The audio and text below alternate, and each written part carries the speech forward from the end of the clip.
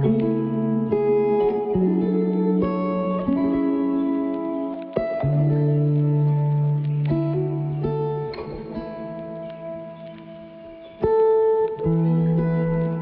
Everyone, welcome to my channel.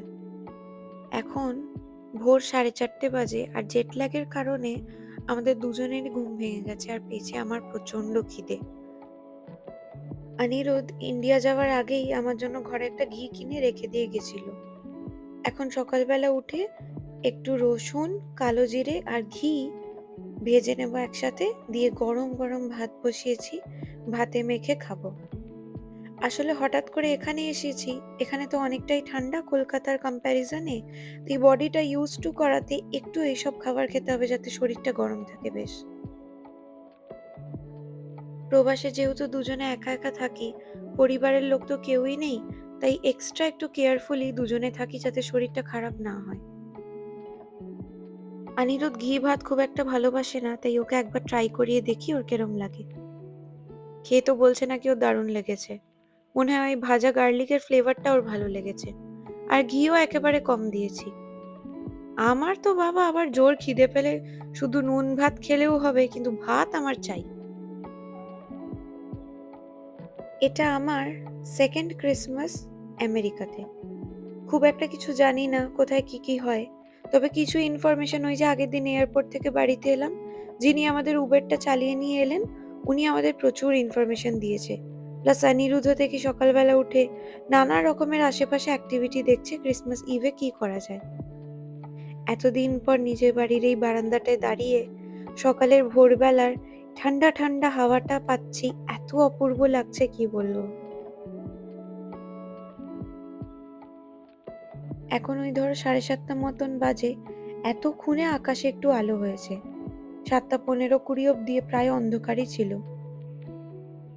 এই হচ্ছে ক্যালিফোর্নিয়ার ওয়েদার।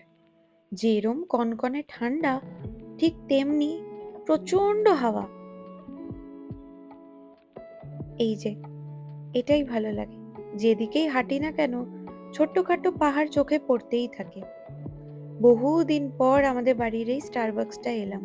এখন ক্রিসমাস চলছে তো, হলিডে সিজন, তাই নতুন নতুন প্রচুর কফি এসছে।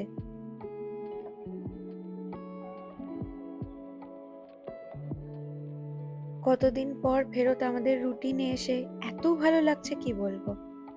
আবার হাতে দুজনে 2 কাপ কফি নিয়ে নানা রকমের গল্প, কত কিছু শেয়ার করা, এই জিনিসটা দুজনে প্রচন্ড মিস করেছি এই কয়েকদিন। এই গলিগুলোতে হাঁটা, কত রকমের গল্প, ওই সেই 1 কাপ কফি হাতে নিয়ে।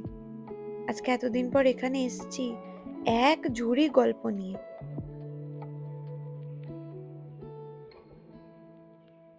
আচ্ছা, এখানে জানতে পারলাম যে ক্রিসমাসে নাকি এরম হয়, সবাই নিজের ফ্রন্ট ইয়ার্ডগুলো নানা রকম সুন্দরভাবে সাজায়, আর সেটা ওপেন থাকে। মানুষ নাকি এখানে ওই আমরা যেরকম দুর্গাপুজোতে প্যান্ডেল দেখতে বেরোই, ওরম রাতের দিকে নাকি লাইটসগুলো দেখতে বেরোয়, কে কেরম ঘরবাড়ি সাজিয়েছে। অলরেডি কিন্তু অনেকের ঘরবাড়ি দেখছি প্রচন্ড সাজানো, তবে যেহেতু দিনের বেলা খুব একটা ফুটে উঠছে না। কাল যখন এই সবার বাড়ি গিয়ে গিয়ে ক্রিসমাস লাইটস দেখার ব্যাপারটা আমাকে, যিনি উবের ড্রাইভার ছিলেন কালকে, উনি জানালেন, আমি ওনাকে বললাম যে ইন্ডিয়াতে এরম দুর্গাপুজো নামক একটা ফেস্টিভ্যাল আছে, যেখানে প্রচন্ড ভালো এরম প্যান্ডেলস সাজানো হয়, আর আমরা এরম ভাবেই গিয়ে গিয়ে দেখি। কতদিন পর হোল ফুডস এসছি। ইন্ডিয়াতে গিয়ে প্রচুর অনিয়ম হয়েছে, কখনো বিরিয়ানি, কখনো কচুরি, কি না কি খেয়েছি। তবে দুজন মিলে এবার ফেরত আমাদের হেলদি লাইফস্টাইলে চলে আসতে হবে। আজকে সকালে নিয়ে নিয়েছি একটা ওই কম্বুচা, ব্লাড অরেঞ্জ, ক্যারট আর জিঞ্জার দিয়ে বানানো। অনিরুদ্ধ আমাকে কি একটা খাবে বলে নিচ্ছে এখানে একটা ক্রিম চিজ, একটা স্মোকড স্যামন, আর আরেকটা বললো বেগল নিতে। তার সাথেই এই কেপার্স বলে এই জিনিসটা নিয়েছে, এটা আমি কোনোদিনও খাইনি। বলছে নাকি এটা টক টক খেতে হয়, কে জানে কেমন হবে।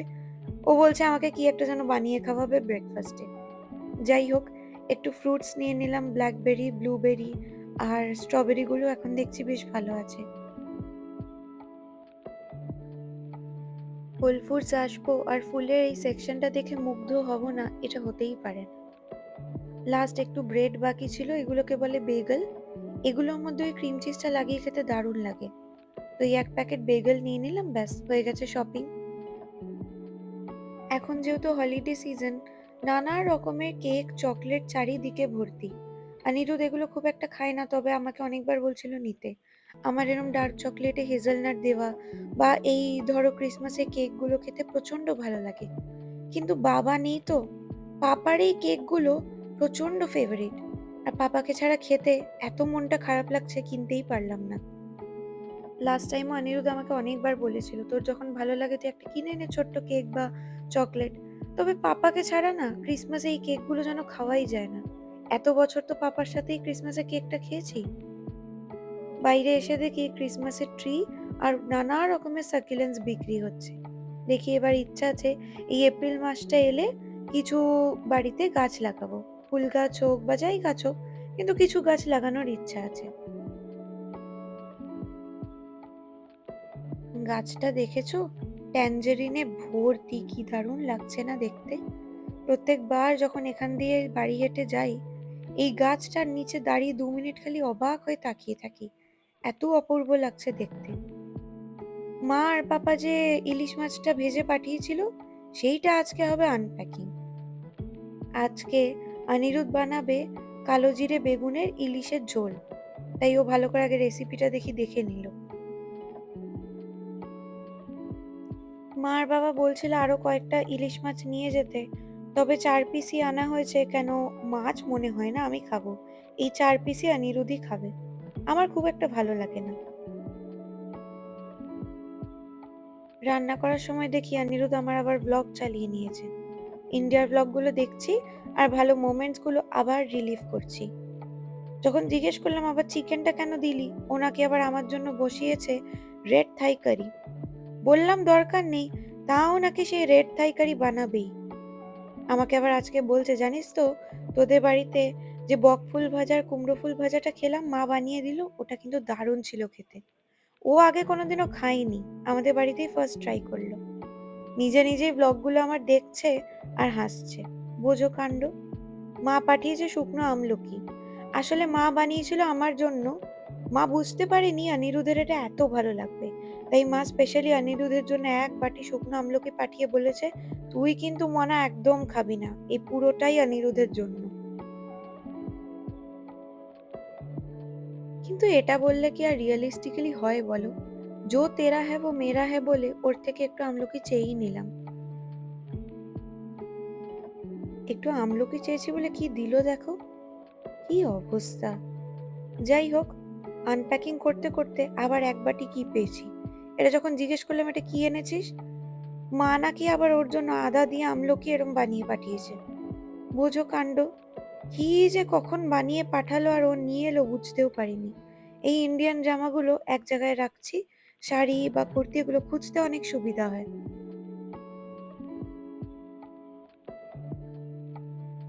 আজ যেহেতু অনিরুদ্ধ রান্নার ভারটা নিজে নিয়ে নিয়েছে, তাই অটোমেটিক্যালি আমার দায়িত্বে চলে এসছে আনপ্যাকিং।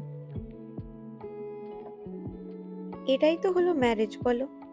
পার্টনারশিপ যেকোনো কিছুতে। কিছুটা ও করে নেবে আর কিছুটা আমি। এটাই তো হলো ম্যারেড লাইফ।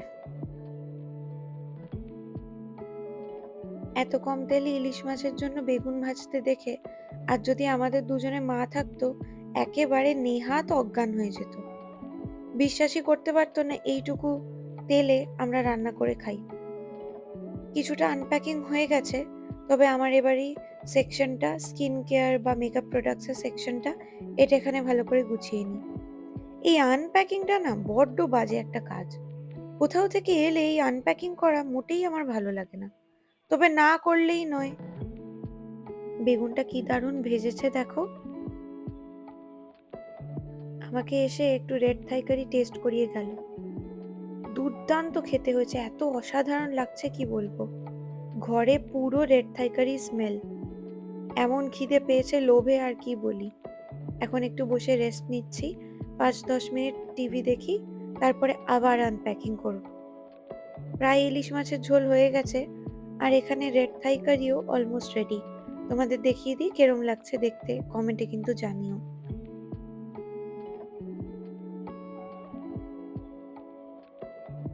এই এরমভাবেই মিলেমিশে দুজনে ঘরের একসাথে কাজ করে নিই। কিছুটা ও করে নেয়, কিছুটা আমি। তাতে দুজনেরই কারোরই প্রেশারাইজড ফিল হয় না। এমন জোর খিদে পেয়েছে আজকে দুজনেই স্নানের আগে ১ বাটি ভাত আর রেড থাই কারি নিয়ে বসেছি। তবে আজকে ভাবছি এই চুলটা কেটে ফেলতে হবে। এখানে যা ঠান্ডা না, আর আমার এত মোটা চুল যে প্রচন্ড টাইম লাগে শুকোতে। এই দেখো, new haircut is ready. তোমরা আমাকে জানিও এই হেয়ার কাটটাতে কিরম লাগছে। চলো তাহলে দেখা হচ্ছে পরের ভ্লগে। আজকের ভ্লগটা যদি ভালো লেগে থাকে তাহলে একটা সাবস্ক্রাইব করে দিও।